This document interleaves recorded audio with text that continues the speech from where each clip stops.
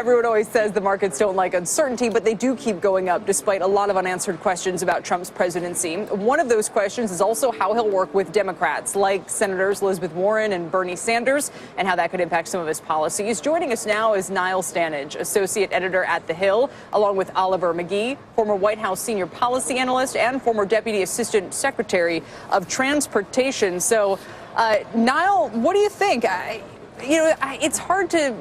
It's hard to be overly concerned about how he's going to work with Democrats when they have, both parts of government. And if anything, it seems like the Democratic coalition has shrunk, not grown since the election.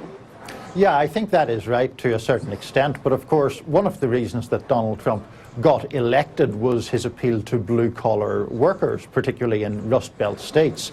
Part of that appeal was actually in policy areas that there is some crossover with Democrats on, things like the trade issue, things like the minimum wage, though Donald Trump hasn't been totally clear on that. But there are infrastructure spending is yet another of these policies.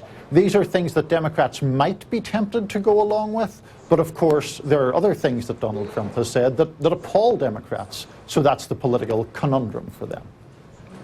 Yeah, so Oliver, how would you expect a president who does not truly, at least at the outset, seem to need direct help from Democratic legislators? How do you think that he's going to position his agenda when he first gets out there? In other words, is it just, either you're with us or against us and we don't really care if you're against us? Or is there more of a practical reason why he might want some allies on that side? Well, Donald Trump is the art of the negotiation. And I would be very, very surprised if he leads the Congress into gridlock. I think he's going to be looking at ways to find partnerships in public and private partnerships particularly. He's going to be a person that's going to be trying to reduce increased regulation, as he said last night. But he's also going to be very, very focused on this $1 trillion 10-year investment in transportation infrastructure. This is exciting. He's focusing on building America and building the innovation enterprise and building the crumbling infrastructure.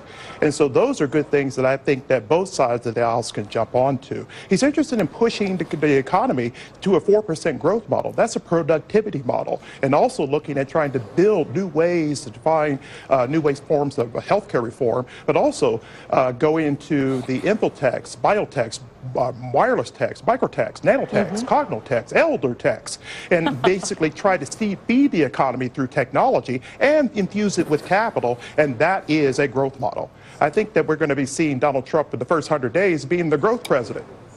Hey, Niall, I'm curious to know if the Democrats are going to ask for anything in exchange for working with Trump on something like infrastructure, especially because I can't imagine they want to be anywhere close to, for instance, a fiscal package that makes the tax code more regressive. So how are they going to work with him on that?